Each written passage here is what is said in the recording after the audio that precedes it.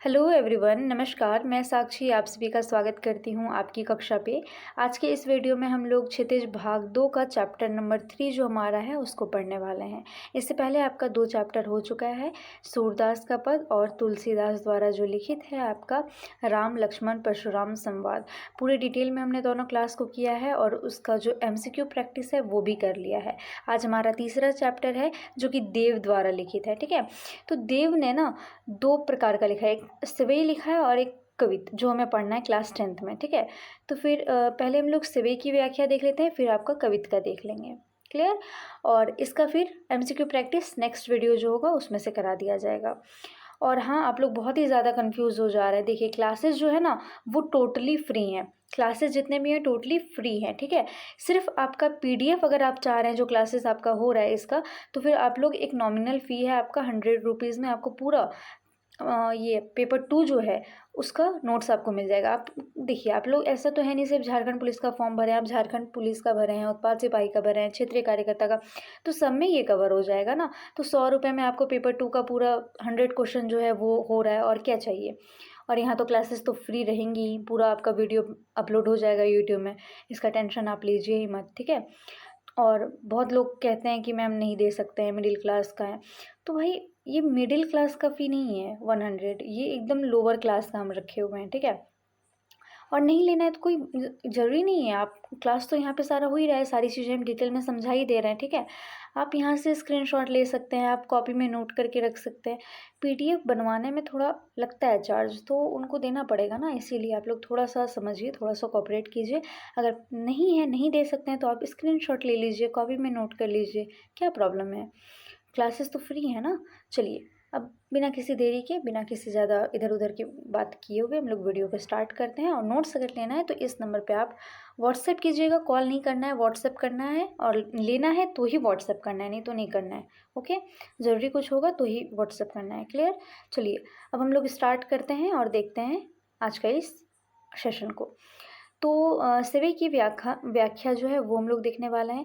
तो देखिए, ये किससे संबंधित है, तो यहाँ पे आपको बाल कृष्ण जो है, मतलब कृष्ण का बाल रूप जो है, उनके मनोहारी रूप का वर्णन करते हुए कवि कहते हैं। मतलब इसमें से कवि क्या कर रहे हैं, बाल कृष्ण जो है, कृष्ण जी का जो बचपन का उनका रूप है उसको वो वर्णन कर रहे हैं उसका। क्लियर?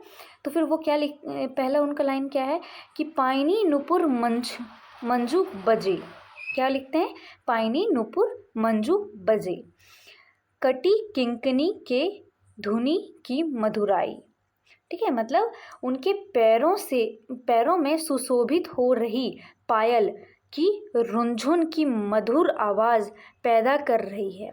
ठीक है, जो श्री कृष्ण है उनका जो बाल रूप है उनका चर्चा किया जा रहा है। उनके पैरों में जो सुशोभित हो रहा है क्या? पायल, और पायल की जो रुंझुन की मधुर आवाज़ जो पैदा कर रही है ना, और उनके कमर पर करधन है। क्या है? करधन है, कमर पर करधन है और पैरों में उनके पायल है।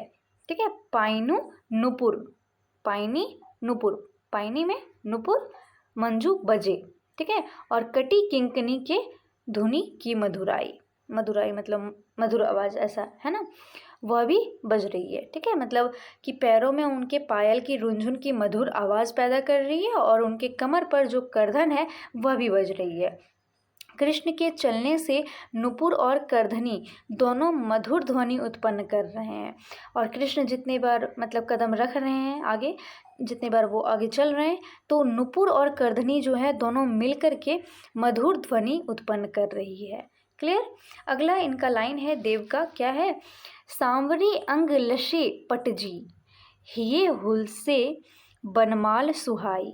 मतलब उनके सांवले शरीर पर पीला पीताम्बर और हृदय प्रदेश, मतलब हृदय प्रदेश मतलब जो छाती वाला एरिया नहीं है, गले के नीचे वाला एरिया पर क्या है? वनमाला, मतलब फूलों की माला सुशोभित हो रही है। ठीक है, सांवरी अंग लसे पटजी और हिये हुलसे बनमाल सुहाई। उनके सांवले शरीर पर पीला पीताम्बर जो है और हृदय पर, छाती पर वनमाल, फूलों की मलवाल, ये माला जो है वो सुशोभित हो रही है। वनमाल का आपको पता चल गया, फूलों की माला होगा। क्लियर? हुलसे मतलब वही हृदय प्रदेश का एरिया, सुहाई मतलब सुहा रहा है, सुशोभित हो रहा है, ठीक है। सांवरे अंग मतलब सांवला शरीर पर, क्लियर। जैसे पटजी पीला पीताम्बर उसका अर्थ होगा। तो एक एक वर्ड का यहाँ पे मतलब आप समझने का प्रयास कीजिएगा। एग्जाम में आपसे वर्ड निकाल के पूछ देगा कि ये इसका क्या अर्थ है। जैसे कि मान लीजिए पूछ दिया आपसे बनमाल का क्या अर्थ है, तो आप अब बता पाएंगे कि फूलों की माला, है ना। चलिए अगला आपका इसमें लाइन क्या है, माथे मिज़म बड़े दृघ चंचल, मंद हंसी मुखचंद जुनाई। बहुत ही डिफ़िकल्ट भाषा होती है ये जो ब्रिज वाली जो भाषाएं होती हैं ना, ब्रिज भाषा अवधि भाषा, ये बहुत ही ज़्यादा डिफ़िकल्ट होती हैं, तो इनको समझना थोड़ा मुश्किल है। पर देखिए मैं अपना पूरा प्रयास कर रही हूँ आपको चीज़ें समझाने की, ठीक है। समझ में आ रहा है तो आप कमेंट में ज़रूर बताइएगा कि हाँ मैम समझ में आ गया, नहीं आया तो वो भी बताइएगा, मैं फिर से प्रयास करूँगी आपके बताने का, ठीक है। चलिए इसका अर्थ क्या है, माथे मिज़म बड़े दृघ चंचल मतलब उनके सिर पर मुकुट है, क्या है, उनके सिर पर मुकुट है। उनकी आँखें जो हैं वो बड़ी बड़ी हैं और चंचल भी हैं, मतलब माथे मिज़म बड़े और दृघ चंचल, दृघ मतलब क्या, आँख, माथे मतलब माथा हो गया, मिज़म मुकुट, उनकी आँखें बड़ी बड़ी हैं और चंचल भी हैं, क्लियर। वो कभी कभी इधर देखते हैं तो कभी उधर, और उनके मुख पर मंद मन मुस्कान है, बोलते हैं ना स्माइल है, तो वही मंद मन उनके मुख पर क्या है, मुस्कान है। मंद हंसी मुखचंद जुनाई, है ना। तो बाल कृष्ण के मुख को चंद्रमा जैसा सुंदर मानते हुए कवि कहते हैं कि मुख रूपी चंद्रमा से छिटकी उज्जवल सुंदर चांदनी के समान बाल कृष्ण की मुस्कान भी अत्यंत मनमोहक है, ठीक है। बाल कृष्ण जो हैं इनकी मुस्कान कैसी है, तो अत्यंत मनमोहक है, क्लियर। अब अगर आपसे पूछे कि उनके सिर पर क्या है तो फिर आप बताइएगा मुकुट है। उनकी आँखें कैसी हैं, बड़ी बड़ी हैं, और कैसी हैं, चंचल भी हैं, ठीक है। वो कभी कभी इधर देखते हैं कभी कभी उधर देखते हैं, और उनके मुख पर क्या है, मंद मंद मुस्कान है, ठीक है। बाल कृष्ण के मुख को चंद्रमा जैसा सुंदर मानते हैं, कौन, कवि, ठीक है। और जो उनके मुख जो उनका है जिसकी कंपैरिजन किससे किया गया, चंद्रमा से, उसकी छिटके उज्जवल सुंदर चांदनी के समान बाल कृष्ण की मुस्कान भी अत्यंत मनमोहक है, क्लियर। अगला आपका लाइन है जो देव लिखते हैं क्या, जय जग मंदिर दीपक सुंदर, जय जग मंदिर दीपक सुंदर, श्री बज दुल्हा देव सहाई, मतलब इस संसार रूपी दीपक के समान है। देखिए संसार जो है ये है, इसमें दीपक के समान कौन है, कृष्ण है, ठीक है। ये संसार रूपी दीपक के समान है, ठीक है, जो समस्त संसार को आलोकित कर रहे हैं। इस संसार में दीपक के समान कौन है, तो कृष्ण है, जो कि समस्त संसार को आलोकित कर रहे हैं, क्लियर। कवि कहते हैं कि वे तो संपूर्ण ब्रज के दूल्हा हैं, वो क्या हैं, श्री ब्रज दूल्हा देव सहाई, मतलब कवि क्या कहना चाह रहे हैं कि जो कृष्ण हैं वो आपके संपूर्ण ब्रज के दूल्हा हैं, और उनकी मतलब किनकी, कवि देव की, ठीक है, सहायता करने वाले परम हितैषी हैं। श्री कृष्ण जो हैं वो हमेशा किसकी सहायता करते हैं, तो कवि देव की करते हैं। श्री ब्रज दूल्हा किन्हें कहा गया है, तो श्री कृष्ण को कहा गया है। इस संसार रूपी में दीपक के समान कौन है, तो श्री कृष्ण है। ये सब प्रश्न आपसे एमसीक्यू में पूछ सकता है, इसीलिए मैं ऐसे इसको बता दे रही हूँ, ठीक है। और जो श्री कृष्ण है वो दीपक के समान है, और वो समस्त संसार को आलोकित कर रहे हैं, ठीक है। चलिए इसके बाद हम लोग अब देखेंगे कवित्र, ठीक है। तो इसमें से क्या है, डार द्रुम पलना, ये आपका है ना, इसमें से पढ़ना है, ठीक है, यही आपका मेंशन किया गया था। देखिए जो कवि हैं और उनके द्वारा जो रचित कविता है वो पद है, जैसे कि सूरदास का पद है, ठीक है। तुलसीदास ने क्या लिखा है, तो फिर राम परशुराम और लक्ष्मण संवाद लिखा है, तो वो ध्यान में रखना है कि किसने क्या लिखा है। वहीं से बहुत सारे क्वेश्चन आ जाएंगे, आपके 8-10 क्वेश्चन लगभग वहीं से आ जाएगा। तो वो पोर्शन जो है बहुत ही ध्यान से देख लीजिएगा कि कौन सा कविता या फिर कौन सा कहानी किसने लिखा है। मैं उस पर भी एक MCQ सेशन आपका करा दूंगी जब पूरा कंप्लीट हो जाएगा तब। अभी तो क्लासेस बाकी है ना, और वैसे भी अभी एग्ज़ाम में आपका है समय, अभी अक्टूबर में ही होगा, सितंबर में तो होने से रहा, ठीक है। तो टेंशन नहीं लेना है। चलिए, इसमें से आपका क्या है लाइन पहला, डार द्रुम पलना बिछौना नव पल्लव के, ठीक है। मतलब प्रस्तुत पंक्तियों में कवि ने क्या किया है, आगे जितने भी आपको पंक्तियां दिखने, उपादानों के साथ वसंत की किस प्रकार से वो भावनात्मक संबंध है ये बतलाते हैं और इसका सुंदर वर्णन करते हैं, ठीक है। ये जो पंक्तियां आपको देखने को मिल रही हैं आगे, इसमें से विभिन्न उपादानों के साथ वसंत जो है वो किस प्रकार से ये भावनात्मक संबंध रखता है वो, और इसका सुंदर वर्णन आपको देखने को मिलेगा। और यहाँ पे एक बात ध्यान रखना है आपको कि यहाँ पे अगर अलंकार पूछ लिया कि यहाँ पे किस प्रकार के अलंकार का यूज़ है, तो आप कहेंगे मानवीयकरण, क्योंकि यहाँ पे वसंत को मानव से जोड़ते हुए, ठीक है, वसंत का मानवीकरण करते हुए कवि कहते हैं।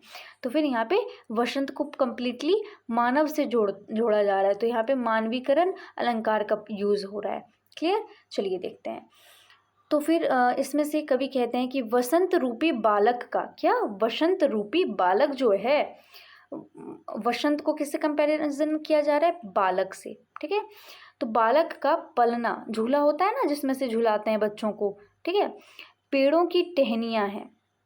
अब वो क्या कह रहे हैं कि जैसे कि बालक का पलना होता है वैसे ही पेड़ों की टहनियाँ हैं, और नई नई कोमल पत्तियों से बना उसका बिछौना मुलायम एवं आरामदेह है।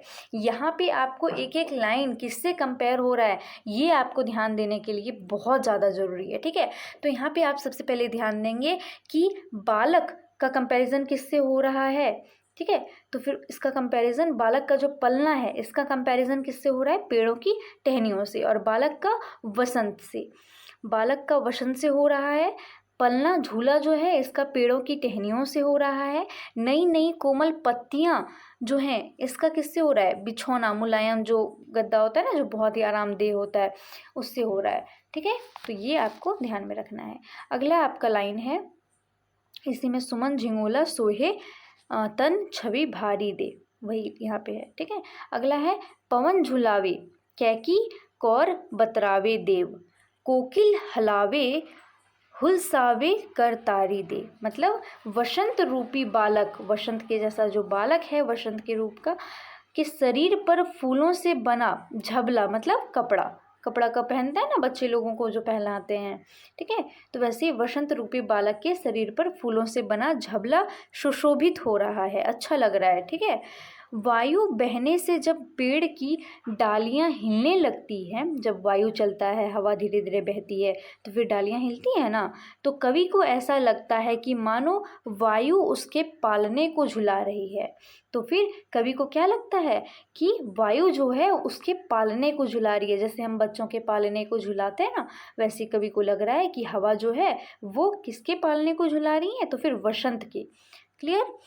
मोर और तोता उससे बातें कर रहे हैं, मोर और तोता जो है बातें कर रहा है वसंत से, ठीक है। और कोयल मानो अपनी बातों की मिठास से और ताली बजाकर, ठीक है, कैसे, बातों की मिठास से, कौन, कोयल, और ताली बजाकर प्रसन्न कर रही है। क्लियर। अगला आपका लाइन है यहाँ पे, पुरित पराग सो उतारो करी राई नोन, कंजकली नागरिका लतान सिर सारी दे। मतलब इस समय चारों ओर फूलों के पराग बिखरे मिलते हैं, उसकी ओर संकेत करते हुए कवि कहते हैं मानो कोई बालक वसंत को नज़र लगने से बचाने के लिए उस पर राई नोन उतार रहा है। मतलब कि कवि का मानना है कि यहाँ पे जो बालक है, जैसे कि कोई बालक को नज़र लग जाता है, जैसे कि माएँ जो होती हैं अगर उसके बच्चे को नज़र लग जाता है तो वो क्या करती हैं कि हाथ में राई लेती हैं, नमक लेती हैं और क्या करती हैं, उसको चारों तरफ सर पे घुमाती हैं और उससे वो बाहर फेंक देती हैं। ठीक है, तो वैसे ही बसंत को नज़र लगने से बचाने के लिए उस पर राई और नून, नून मतलब नमक होता है, उतार रहा है। ठीक है, ऐसा कवि कहते हैं। कमल की कली रूपी नायिका जो है वो लता रूपी साड़ी को सिर पर ओढ़कर भरे पराग को बिखेर कर मानो बालक की नज़र उतार रही है। कमल जो है, कमल का कली आप देखिएगा तो उसके मतलब चारों ओर एक होता है ना आपका ग्रीन कलर का, देखिएगा उसको ढक के रखता है, तो वो साड़ी से कंपेयर किया जा रहा है। ठीक है, मान लीजिए वो एक नायिका है, नायिका क्या होती हैं, हीरोइन है ना, जो सबसे सुंदर होती हैं। वैसे आपका कमल को कहा गया है, कमल की जो कली है वो उसका कंपैरिजन किससे किया गया है, तो फिर नायिका। और लता रूपी साड़ी, उसकी जो लताएं होती हैं कमल का, उसको साड़ी, साड़ी से कंपेयर किया जा रहा है। तो किसको किससे कंपेयर किया जा रहा है, ये यहाँ पे ध्यान रखने के लिए है आपका। क्लियर। तो लता रूपी साड़ी को सिर पर ओढ़कर, मतलब वो चारों ओर लताएं जो होती हैं वो कमल को घेर लेती हैं ना, तो वैसे ही ओढ़कर भरे पराग को बिखेर, पराग क्या होता है, तो फिर देखिएगा कमल जो है उसके अंदर में आपको देखने को मिलेगा जो छोटे छोटे दाने होते हैं वो। ठीक है, तो पराग को बिखेर कर मानो बालक की नज़र उतार रही हैं वो। मतलब सुंदर जो वसंत आया है ना, उसको मतलब वो अपने शब्दों में पिरोने की कोशिश कर रहे हैं वसंत को। एक मानवीकरण अलंकार जो है, इससे उनका कंपेयर करके वो बता रहे हैं हम लोगों को। ठीक है, तो फिर यहाँ पे आपका बिखेर कर मानो बालक की नज़र उतार रही हैं। जैसे कि राई नून से उतारा जाता है, वैसे यहाँ पे पराग को बिखेर कर उतारा जा रहा है नज़र, ऐसा कह रहे हैं कवि। अगला लाइन है आपका, मदन महीप जू को बालक बसंत ताही। ठीक है, मदन महीप जू को बालक बसंत ताही, प्रातही जगावत गुलाब चटकारी दे। मतलब कवि के अनुसार कामदेव जो राजा हैं, कामदेव क्या होता है, कामदेव वसंत के समय ये बहुत ही ज़्यादा ये हो जाता है। मतलब कामदेव क्या है, तो इनको बोल सकते हैं कि माधव, महीप, मदन, मदन, मदन का किससे होगा, तो फिर कामदेव। ठीक है, मदन मतलब कामदेव जो राजा है। ऐसा कह सकते हैं आप कि प्रेम, प्रेम। ठीक है, प्रेम से कंपेयर कर सकते हैं। जैसे कि वसंत आता है ना, तो प्रेम की जो भावना होती है वो ज़्यादा उत्तेजित हो जाती हैं, तो फिर वही कामदेव की जो भावना होती है वो ज़्यादा उत्तेजित हो जाती है। तो कवि के अनुसार कामदेव क्या है, राजा हैं, और उनका पुत्र है यह वसंत। और उनका पुत्र कौन है, तो फिर वसंत है। वही लिखे ना, बालक बसंत ताही, मदन महीप जू को बालक बसंत ताही। मतलब कामदेव राजा हैं और उनका पुत्र क्या है, बसंत है। क्लियर। प्रात ही जगावत गुलाब चटकारी दे, और सुबह सुबह उसे चुटकी बजाकर, गुलाब जगाता है, गुलाब किसको जगा रहा है, वसंत को जगा रहा है। कैसे जगा रहा है, चुटकी देकर, चुटकी बजाकर वो जगा रहा है। क्लियर। इस प्रकार वसंत ऋतु में प्रकृति में उपलब्ध सारी चीज़ों का कवि जो हैं वो एक एक करके वर्णन करते हैं। तो यहाँ पे आपको जो चीज़ें ध्यान रखने वाली थी वो एक एक करके मैंने सारी बता दी हैं। एक बार में नहीं समझ में आए तो एक बार फिर से वीडियो को ऑन कीजिएगा और अच्छे से चीज़ें पढ़ लीजिएगा। ठीक है, चलिए अगला लाइन हम लोग देखते हैं। और अगर नोट्स नहीं लेना है तो स्क्रीनशॉट ले लीजिए, अपना पीडीएफ खुद ही बनाइए, क्या हो जाएगा, है ना। अगला है आपका कवित्व जो है, क्या है, अब दूसरा अब ये है। एक में तो हमने देख लिया कि कृष्ण जो हैं उनके बाल रूप के बारे में बताया जा रहा है ना।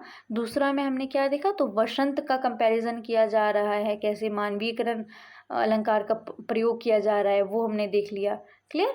अब यहाँ पे हम लोग देख रहे हैं किसके बारे में, तो अब हम लोग यहाँ पे पूर्णिमा, पूर्णिमा होता है ना, फुल मून क्या कहते हैं, जिस दिन आपको एकदम लगेगा रात में भी आपको चीज़ें अच्छे से दिखाई देगी, एक एक चीज़, तो वही है पूर्णिमा वाली जो रात होती है, उसी के बारे में यहाँ पे हम लोग थोड़ा सा जानेंगे कि किस प्रकार से कवि जो हैं वो पूर्णिमा वाली रात को कैसे लिखते हैं।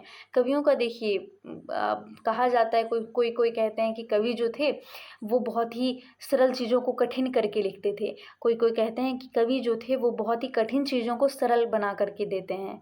तो वो आपे है, पर यहाँ पे देखिए क्या लिखते हैं कवि पूर्णिमा के बारे में। फटिक सिलानी सो सुधारियो सुधा मंदिर, मतलब कवि ने यहाँ दूधिया चांदनी से नहाई रात्रि को अमृत मंदिर के रूप में माना है। अमृत मतलब सुधा, अमृत सुधा मतलब क्या होगा, अमृत होगा।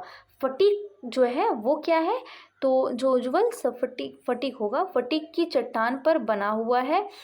फटिक जो है वो अत्यंत उज्ज्वल सफ़ेद पारदर्शी कीमती नग होता है। ठीक है, फटिक क्या होता है, तो फिर एक बहुत ही ज़्यादा कीमती और बहुत ही सफ़ेद पारदर्शी, मतलब जिसके आर पार देखा जा सकता है, ऐसा एक नग होता है। ठीक है, फटीक, क्लियर। और यहाँ पे कवि जो हैं क्या कह रहे हैं कि दूधिया चांदनी से नहाई रात्रि को, फुल मून जो है पूर्णिमा वाली जो रात्रि होती है उस दिन के बारे में बताया जा रहा है कि दूधिया चांदनी से नहाई रात्रि को अमृत मंदिर के रूप में माना जाता है। तो फिर उस चांदनी वाली रात जो है उसको कैसा माना जाता है, तो अमृत मंदिर के रूप में माना जाता है, जो कि उज्ज्वल स्फटिक की चट्टान पर बना हुआ है। जो कि किस पर बना हुआ है, वो मंदिर आपका अमृत मंदिर एक चट्टान पर बना हुआ है। कैसा चट्टान पर, उज्ज्वल फटिक चट्टान पर। ठीक है, ऐसा चट्टान जिसके आर पार देखा जा सके। क्लियर। अगला लाइन है, उददी दधी कोसो अधिकाई उमगे अमंद, मतलब प्रकृति में चारों ओर बिखरी चांदनी को देखकर कवि को ऐसा लगता है मानो दही का सागर उमड़ता चला आ रहा है। प्रकृति में जब कवि जो हैं वो चारों ओर देखते हैं तो फिर बिखरी हुई जो चांदनी है, चांदनी वाली रात को आप देखिएगा बाहर निकल कर, ठीक है, फुल मून वाली जो रात होती है उस दिन, तो फिर ऐसे महीने में एक बार आपका फुल मून होता है, एक बार आपका न्यू मून होता है, आपको पता होगा। तो प्रकृति में चारों ओर बिखरी जो चांदनी है उसको देखकर कवि को ऐसा लगता है कि मानो दही का जो सागर है वो उमड़ता हुआ चला आ रहा है। सागर में आप देखिएगा जब उसमें से फेन जो होता है वो ये होता है, और उफान जब लेता है ना तो वो बहुत ही मतलब देखने वाली होती है वो चीज़। तो वैसे ही लगता है कि सागर जो है वो उमड़ता हुआ चला आ रहा है, देखे होंगे आप लोग वीडियो वगैरह में। अगला है, बाहर ते भीतर लो भीति न दिखिए देव, मतलब कवि देव कहते हैं कि इस सुधा मंदिर की दीवार भीतर बाहर कहीं से भी दिखाई नहीं पड़ रही है। कवि देव का कहना है कि सुधा मंदिर मतलब इस अमृत मंदिर, जो उन्होंने पहले भी कहा, इस अमृत मंदिर की जो दीवार है वो भीतर बाहर कहीं से भी दिखाई ही नहीं पड़ रही है, कोई दीवार यहाँ लग ही नहीं रहा है कि दीवार है। क्लियर। अगला है आपका लाइन कि दूध को सो फेन फेलियो आंगन पर संबंध, मतलब और इसके आंगन के फर्श पर मानो दूध का झाग फैला पड़ा है। आंगन कैसा लग रहा है, तो आंगन लग रहा है मानो इसके फर्श पर दूध फैला दिया गया है। चांदनी रात में कवि को अपना आंगन जो है वो ऐसा नजर आ रहा है, मतलब वही अमृत सुधा मंदिर की आंगन। क्लियर। तारा सी तरुणी, कैसा, तारा सी तरुणी तामे ठाड़ी झिलमिली होती मोतीन की ज्योति मिंज मलिका को मकरंद, मतलब बाहर से भीतर तक दीवार नहीं दिखाई देती है। क्या नहीं दिखाई देती है, बाहर से भीतर दीवार नहीं दिख रहा है। ठीक है, अगर आप बाहर हैं कोई भीतर है तो फिर दीवार नहीं नज़र आ रहा है। उसके मोतियों की चमक जो है वो मल्लिका के फूल के मकरंद की तरह है। ठीक है, मोतियां जो हैं उनकी चमक किस प्रकार की है, तो मल्लिका के फूल के मकरंद की तरह है। क्लियर, इतना क्लियर होगा। अगला आपका लाइन है, आरसी से अंबर में आभासी उजारी लगे, आरसी से अंबर में आभासी उजारी लगे प्यारी राधिका को प्रतिबिंब 100 लागत चंद, मतलब दर्पण के समान स्वच्छ आकाश में, आप आसमान में देखिएगा फुल मून वाली रात में उजियाली जो है, चांदनी जो है वो मतलब उसकी एकदम फैली हुई रहती है, पूरा आसमान में आपका चांदनी चांदनी नज़र आता है आपको। और चांदनी की आभा पूरी फैली हुई होती है, जिसमें प्यारी राधा जो होती हैं, कृष्ण की प्रिय राधा आपको पता ही होगा ना, तो प्रिय राधा के प्रतिबिंब की भांति चंद्रमा जो है वो दिखाई देता है, प्रतीत होता है वैसा, ठीक है। प्रतिबिंब की भांति प्यारी राधा मतलब कृष्ण की जो प्रिय राधा हैं उनके प्रतिबिंब, प्रतिबिंब मतलब परछाई की भांति चंद्रमा दिखाई देता है। क्लियर? तो फिर यहाँ पे आपको पूरा क्लियर हो गया होगा ये चीज़। एक बार फिर से ये वाला मैं बोल दे रही हूँ। आरसी से अंबर में आभा सी उजियारी लगे, प्यारी राधिका को प्रतिबिंब सो लगत चांद। मतलब दर्पण के समान स्वच्छ आकाश में ऐसी उजियाली चांदनी की आभा फैली हुई है, जिसमें प्यारी राधा जो हैं, कृष्ण की जो प्यारी राधाएं हैं आपको पता ही होगा, है ना, कि प्रतिबिंब। अच्छा, पहला वाला में तो हमने गोपी और कृष्ण वाला चर्चा किया था ना, क्लियर, कि प्रतिबिंब की भांति चंद्रमा दिखाई देता है। तो फिर अगर पूछेगा कि किसकी प्रतिबिंब की भांति चंद्रमा दिखाई देता है, तो आप क्या कहेंगे? प्यारी राधा के भांति। बाहर से भीतर दीवार दिखाई नहीं देती है, इन सब बातों को ध्यान में रखना है। उसके मोतियों की चमक कैसी है? तो फिर आप आंसर करेंगे मल्लिका के फूल के मकरंद की तरह है। अगर आपसे पूछ लिया जाए कि आंगन जो है वो कैसा लग रहा है, आंगन का जो फर्श है, तो आप कहेंगे कि मानो दूध का झाग पूरा आंगन में फैला हुआ है। इसी तरह का क्वेश्चन रहेगा, ठीक है। कविता, कवि का नाम पूछ लिया जाएगा, या फिर इस तरह के जो क्वेश्चंस होते हैं वो आपके एग्जाम में रहेंगे कि किसका कंपैरिजन किससे किया गया है, कौन सा अलंकार का प्रयोग किया गया है। इसका भी एमसीक्यू तो अगले चैप्टर में आपका कराएंगे ना हम। देव का आपका कवि परिचय जो है वो भी आपको कराया जाएगा। हम सोच लिए हैं कि अब कवि परिचय एक साथ आपको कराएंगे, ठीक है। कहानी में सिर्फ कहानी बतलाएंगे तो मज़ा आएगा आपको भी। फटीक सिलानी सौ सुधारियो सुधा मंदिर, सुधा मंदिर याद रखना है, अमृत मंदिर, सुधा का अर्थ। क्लियर?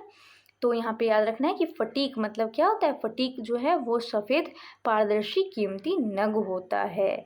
और सागर उमड़ता चला आ रहा है, ये कवि को कब लगता है?